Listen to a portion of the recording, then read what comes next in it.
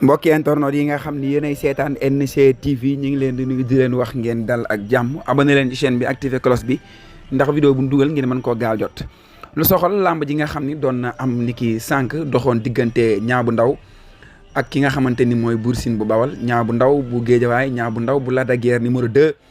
waaye ki nga xamante ni moo dëkk Géejawaay fële ca Gunaas dippee boppam ki nga xam ne moo di Boy Niang numéro 2 moom Niang bu Ndaw nag daal dinay am ndam ci ki nga xamante ni moo di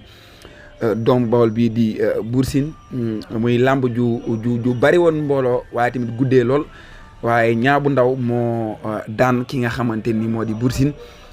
muy làmb joo xam nag nañ ko mën a jàngatee mooy Niang bu Ndaw indi na doole